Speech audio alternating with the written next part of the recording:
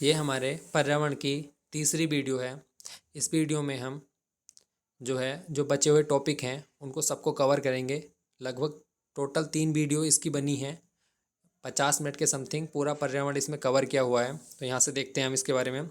Rio+20 घोषणा पत्र, ये जो है रियो डी जेनेरियो ब्राज़ील में एक स्थान है। वहाँ पे 20 से 22 जून 2012 में हुआ। इसका शीर्षक था द फ्यूचर वी वांट। अगला देखते हैं जेनेवा प्रोटोकॉल, 1925 में हुआ ये। इसका उद्देश्य था रासायनिक व जैविक हथियारों को प्रतिषेध करना, मतलब प्रतिबंध कर देना, जो रासायनिक और जैविक हथियार हैं। अब देखते हैं आईयूसीएन। आईयूसीएन क्या है? इसकी full form international union for conservation of nature. सबसे बड़ा ये पर्यावरण नेटवर्क है। इसकी स्थापना अक्टूबर 1948 में हुई। इसका दूसरा नाम वर्ल्ड कंजर्वेशन ऑफ यूनियन है। रेड डाटा बुक कौन जारी करता है? आईयूसीएन जो है, आईयूसीएन रेड डाटा बुक जारी करता है। बहुत इंपॉर्टेंट है। रेड डाटा बुक हमने पिछली वीडियो में पढ़ ली है। संकटग्रस्त जीवों जंतु की सूची होती है जिन्हें गुलाबी पेज पर दर्ज किया जाता है, लेकिन जब उनमें बढ़ोतरी हो जाती है तो उसे हरे पेज पर दर्ज कर दिया जाता है। तो ये रेड डाटा बुक है। बॉन सम्मेलन जो है वो प्रवासी जंगली प्रजातियों के संरक्षण के लिए यूनेप द्वारा 1979 में शुरू किया गया। ग्रीन पीस है, उसकी स्थापना 1971 में हुई। इसका मुख्यालय एम्स्टर्डम नीदरलैंड में है। बहुत इंपॉर्टेंट है, भी कई बार पूछा हुआ है। Green house gas, green house gas की संकल्पना किसने दी? ये क्वेश्चन बहुत बार आया है। जोसेफ फॉरियर ने 1824 में ग्रीन हाउस गैसों की संकल्पना दी है। ये मुख्य कुछ ग्रीन हाउस गैसें हैं, जैसे CO2 जलवाष्प, मीथेन, नाइट्रस ऑक्साइड, हाइड्रोफ्लोरोक्लोरो, HFC। मुख्य ग्रीन हाउस कौन सी होती है? Carbon dioxide. 60% योगदान है इसका। बहुत इंपॉर्टेंट क्वेश्चन है भी कि ये पूछा जाता है कि मुख्य ग्रीन हाउस कौन सी है, मुख्य ग्रीन हाउस गैस कौन सी है? तो वह है कार्बन डाइऑक्साइड। अब बात करते हैं वन एवं वन्यजीव संरक्षण। मैग्रोव वन खारे जल में पाए जाते हैं, जिसमें ये लवण को जल से अलग करके अवशोषित करते हैं। मतलब इनको जो है, अगर ये खारे पानी में भी उगते हैं तो ये उसमें से लवण को अलग कर देते हैं और जल को अवशोषित कर लेते हैं। इसलिए ही बायोटेक्नोलॉजी में जो इसका जीन होता है वो हम बहुत अन्य फसलों में डालते हैं, जिससे वो मतलब अगर लवण वाला खारा जल भी अगर उन्हें मिले तो उससे लड़ने की क्षमता उनमें आ जाए। ऑक्सीजन की जहाँ कमी होती है वहाँ क्षेत्र पर उगते हैं। विश्व का सबसे बड़ा मैग्रोव है सुंदरवन, वेस्ट बंगाल में है। बहुत इंपॉर्टेंट है कि विश्व का सबसे बड़ा मैग्रोव वन कहाँ पाया जाता है? तो वो है वेस्ट बंगाल में, सुंदरवन। अन्य क्षेत्र कौन कौन से? गुजरात और अंडमान निकोबार। अंडमान निकोबार और गुजरात में भी मैग्रोव वन पाए जाते हैं।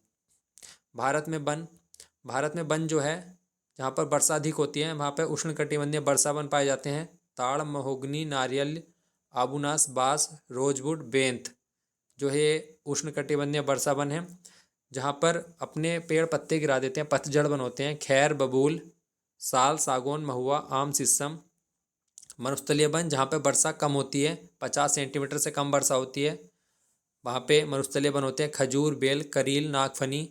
डेल्टाई समुद्र तलीय भागों में सुंदरी वन, रवड़, नारियल, ताड़। तो ये वनों के प्रकार थे। अब आगे देखते हैं राष्ट्रीय वन नीति। राष्ट्रीय वन नीति जो है वो 1864 में डेट्रिज पेंडिस को वन महानिरीक्षक के पद पर इनकी नियुक्ति हुई। भारतीय वानिकी का पिता कहा जाता है इन्हें। बहुत इंपॉर्टेंट क्वेश्चन है। इन्हीं के अनुसार 1878 में वन अधिनियम आया। भारतीय वन अधिनियम, भारत की पहली वन नीति 1894 में आई, और स्वतंत्र भारत की पहली वन नीति जो है वो 1952 में आई। तो ये क्वेश्चन बहुत इंपॉर्टेंट है। अब आगे देख लेते हैं। भारतीय वन सर्वेक्षण 1981 में इसकी स्थापना हुई देहरादून में।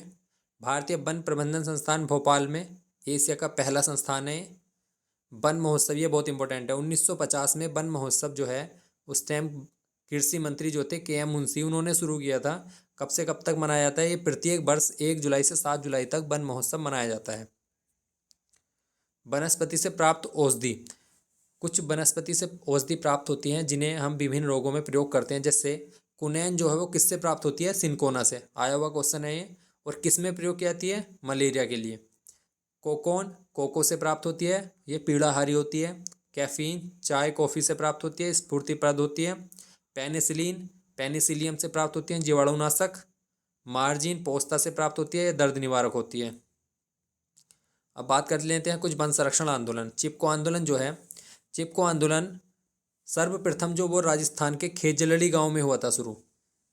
ये हम नहीं पढ़ते लेकिन ये बिल्कुल सत्य है। जो चिपको आंदोलन की शुरुआत हुई थी वो राजस्थान के खेजलड़ी गांव से हुई थी, जहाँ पे अजीत सिंह के आदेश पर खेजड़ी के वृक्ष को काटा जा रहा था। लेकिन अमृता देवी जो वहाँ पे, जैसे उत्तराखंड में गौरा देवी ने इसका नेतृत्व किया था, राजस्थान में अमृता देवी ने इसका नेतृत्व किया था अपनी 3 पुत्री के साथ। 1973 में ये वृक्ष पर चिपक गई थी, तो वहाँ से चिपको आंदोलन की शुरुआत हुई।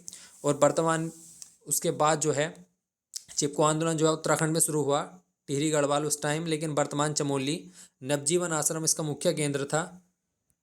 इसकी डेट देख लेना, 1974 गौरा देवी ने स्टार्ट किया था, लेकिन उत्तराखंड में देख लेना कब है। आधुनिक चिपको आंदोलन जो है उत्तराखंड चमोली में हुआ। गौरा देवी ने 21 महिलाओं के साथ इसको शुरू किया था। सुंदरलाल बहुगुणा और चंडी प्रसाद भट्ट का इसमें विश्व स्तर पर ले जाने में बहुत महत्वपूर्ण योगदान है उनका। अपिक्को आंदोलन ये हम पहले भी पढ़ चुके हैं। कर्नाटक में पांडुरंग हेगड़े ने इसकी शुरुआत की थी 1983 में। अपिक्को का अर्थ होता है गले लगाना, तो वृक्षों को कटने से बचाने के लिए ये गले लगा लेते थे अपिक्को आंदोलन में। तो ये कहाँ पे शुरू हुआ था? कर्नाटक में। नर्मदा बचाओ आंदोलन, मेधा पाटेकर, बाबा आमटे और उदंती रॉय। सरदार सरोवर बांध नर्मदा नदी पर जब बनाया जा रहा था तो वहाँ से लोगों को विस्थापित किया जा रहा था, तो इसी विस्थापन को रोकने के लिए मेधा पाटेकर, बाबा आमटे और अरुंधति रॉय ने इसका विरोध किया था। तो इसे नर्मदा बचाओ आंदोलन कहा जाता है। जंगल बचाओ आंदोलन, जंगल बचाओ आंदोलन 1980 में बिहार राज्य में आदिवासियों द्वारा शुरू किया गया था। नवदब्य आंदोलन जो है 1982 में वंदना शिवा द्वारा जैव विविधता संरक्षण के लिए और जैविक खेती को बढ़ावा देने के लिए शुरू किया गया 1982 में। तो ये विभिन्न कुछ आंदोलन थे, इनको देख लेना। बिश्नोई आंदोलन जो है वो अब से 500 वर्ष पूर्व 15वीं शताब्दी में संत जामोजी द्वारा राजस्थान में शुरू किया गया था। ये सब वन संरक्षण से संबंधित आंदोलन है। मैती आंदोलन, मैती आंदोलन जो है इसके प्रेरणकर्ता थे कल्याण सिंह रावत। इसका था कि शादी के बाद जब मायके वाले एक पेड़ लगाएंगे और उसको वो मायके वाले जो है उस पेड़ की उसको पानी वानी देकर उसको बड़ा करेंगे, उसके ध्यान रखेंगे, तो शादी के बाद जो है एक पेड़ मायके वालों द्वारा लगाया जाता था। तो इस आंदोलन में ये था। इसके प्रेरणा करते थे कल्याण सिंह रावत। कहीं कहीं इसे बुक में 1996 में भी दे रखा है, इसको देख लेना। यह चमोली में शुरू हुआ था।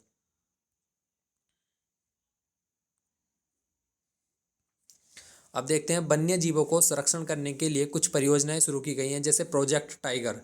प्रोजेक्ट टाइगर की शुरुआत 1 अप्रैल 1973 से हुई। बहुत इंपॉर्टेंट है, कई बार ये एग्जाम में आया हुआ है। और कैलाश संखोला के नेतृत्व में हुई, कैलाश संखोला के नेतृत्व में हुई प्रोजेक्ट टाइगर की शुरुआत। इसलिए इन्हें टाइगर मैन ऑफ इंडिया के नाम से जाना जाता है। किनको? कैलाश संखोला को, कैलाश संखोला को टाइगर मैन ऑफ इंडिया के नाम से जाना जाता है। सबसे ज़्यादा टाइगर कहाँ पे पाए जाते हैं? मध्य प्रदेश में, इसलिए उसे टाइगर स्टेट कहा जाता है। एशियाई शेर कहाँ पे पाया जाता है? गिर राष्ट्रीय उद्यान है गुजरात में, वहाँ पे एशियाई शेर पाया जाता है। तो प्रोजेक्ट टाइगर जो है कैलाश संखोला के नेतृत्व में 1973 में शुरू हुआ। प्रोजेक्ट एलिफेंट जो है वो 1992 में शुरू हुआ, सिंह भूमि झारखंड से।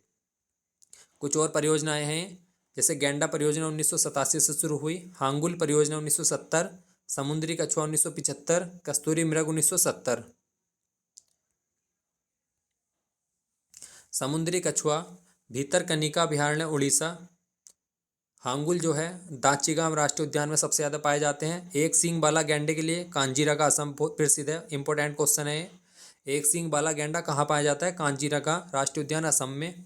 एशियाई शेर एकमात्र है जो गिर राष्ट्रीय गुजरात में पाए जाते हैं, बहुत इंपॉर्टेंट है ये भी।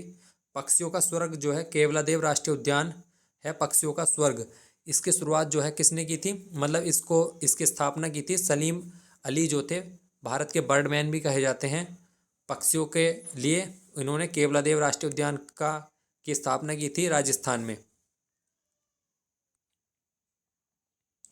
अब बात करते हैं कुछ प्रसिद्ध दिवस हैं, जैसे विश्व गौरैया दिवस है 20 मार्च, विश्व वन दिवस 21 मार्च, विश्व जल दिवस 22 मार्च, विश्व मौसम दिवस 23 मार्च, पृथ्वी दिवस 22 अप्रैल और विश्व स्वास्थ्य दिवस 7 अप्रैल, विश्व पर्यावरण दिवस 5 जून, विश्व महासागर दिवस 8 जून, विश्व जनसंख्या दिवस 11 जुलाई, विश्व बाघ दिवस 29 जुलाई, विश्व ओजोन दिवस 16 सितंबर, इम्पोर्टेंट है, विश्व गैंडा दिवस 22 सितंबर, विश्व वन्यजीव दिवस 1 अक्टूबर।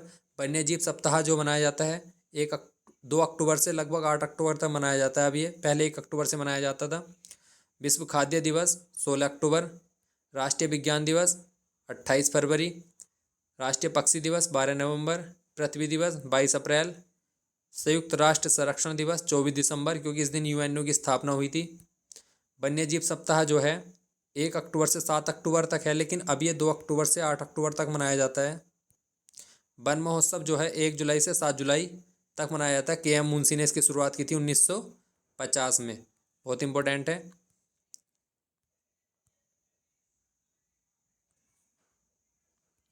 अब बात करते हैं ऊर्जा संसाधन की। ऊर्जा संसाधन जो है हम दो भागों में बांटते हैं इसको, नवीनीकरण और अनवीनीकरण।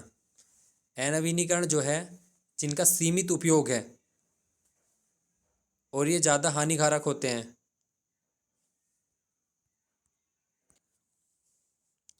तो यहाँ हम देखते हैं जो नवीनीकरण होते हैं उनका हम असीमित उपयोग कर सकते हैं, मतलब कई बार उपयोग उसका कर सकते हैं और ये कम हानिकारक होते हैं। इसका उदाहरण ये है अपरंपरागत वैकल्पिक स्रोत, क्योंकि इनका हम उतना रेगुलर उपयोग नहीं करते जितना हम अनवीनीकरणीय का करते हैं। एक उल्टा लिखा हुआ है इस तरफ, ये इसके नीचे होना चाहिए, ये इसका नीचे होना चाहिए। अनवीनीकरणीय जो होते हैं उनको हम एक बार ही प्रयोग कर सकते हैं, सीमित उपयोग कर सकते हैं। ज़्यादा हानिकारक होते हैं क्योंकि कोयला, पेट्रोल जो है इससे प्रदूषण तो बढ़ता ही है। कोयला, खनिज तेल, प्राकृतिक गैस जो ये परंपरागत हैं, क्योंकि ये लगातार हमारी परंपरा में हैं, इसको हम डेली भी यूज करते हैं। लेकिन सौर ऊर्जा, पवन ऊर्जा इनका इतना भी प्रचलन नहीं है, तो ये अपरंपरागत हैं, वैकल्पिक स्रोत होते हैं। लेकिन ये हानिकारक कम होते हैं, लेकिन ये वाले हानिकारक होते हैं। अब देख लेते हैं महत्वपूर्ण कुछ क्वेश्चन है। ग्रीनफील्ड एयरपोर्ट जो है उसे राजीव गांधी इंटरनेशनल एयरपोर्ट को भारत का प्रथम है ग्रीनफील्ड एयरपोर्ट के रूप में विकसित किया जा रहा है।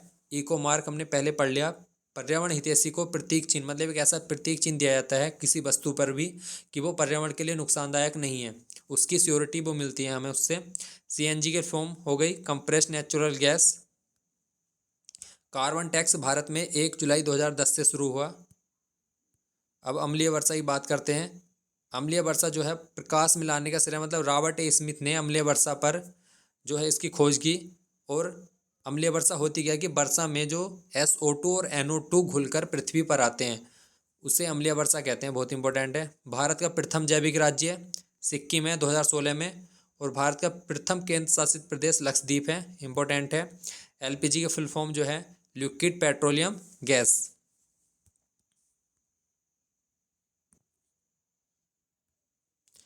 गंगा नदी से संबंधित केंद्रीय गंगा प्राधिकरण 1985। गंगा राष्ट्रीय गंगा बेसिन प्राधिकरण 2009 में इसकी स्थापना हुई। नमामि गंगे प्रोजेक्ट जो है 2016 से शुरू हुआ। राष्ट्रीय नदी घोषित किया गया 2008, 4 नवंबर 2008 को गंगा को राष्ट्रीय नदी घोषित किया गया। बहुत इंपॉर्टेंट है। पूर्ण रूप से धारणीय करने के लिए आवश्यक न्यूनतम भूमि जो है वो पारिस्थितिकी पदछाप कहलाती है। बहुत इंपॉर्टेंट है, ये पीसीएस के क्वेश्चन है।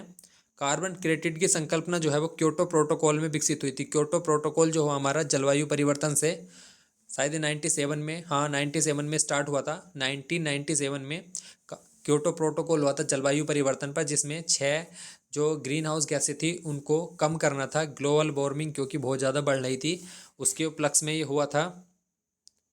तो कार्बन क्रेडिट की जो संकल्पना आई थी क्योटो प्रोटोकॉल में आई थी।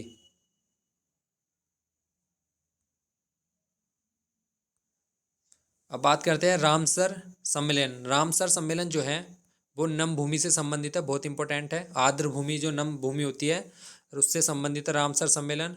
मौसम परिवर्तन सम्मेलन समझौता जो हुआ था वो 21 मार्च 1994 को हुआ था। बहुत इंपॉर्टेंट है ये।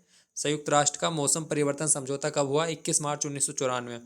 एगमार्क एक्ट जो है वो 1937 में आया। चेरनोबिल जो घटना है ये नाभिकीय घटना है।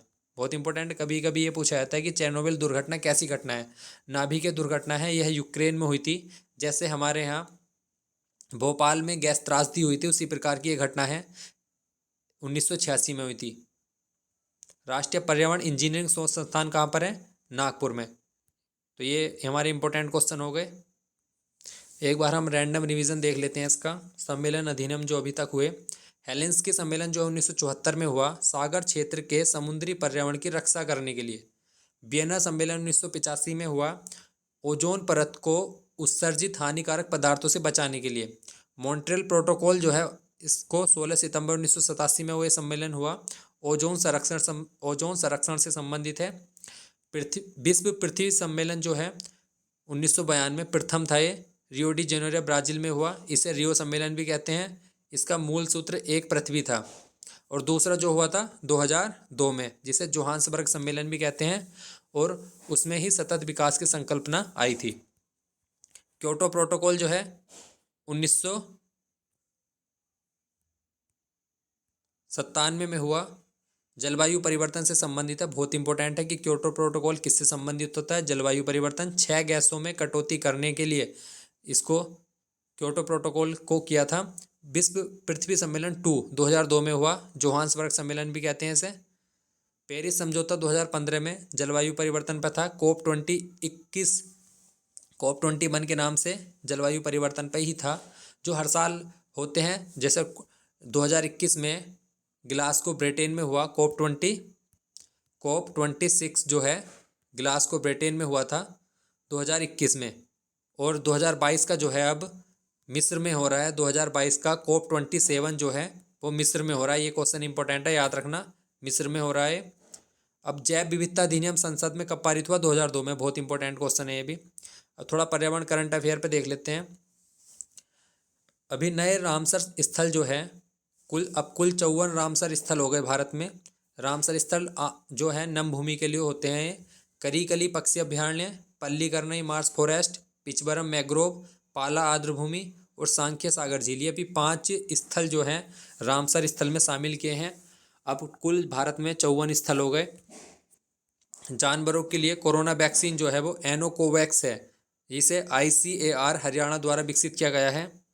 टाइगर रिजर्व, अभी हाल ही में 2 टाइगर रिजर्व हुए हैं। बामनवा रामगढ़ विषधारी वन्यजीव अभ्यारण्य जो कहाँ पर है? राजस्थान में। 53वां गुरु घासीदास राष्ट्रीय उद्यान छत्तीसगढ़ में। तो ये 2 अभी टाइगर रिजर्व हुए हैं। देश का पहला ग्रीन हाइड्रोजन संयंत्र जो है वो IOC मथुरा रिफाइनरी में इम्पोर्टेंट है।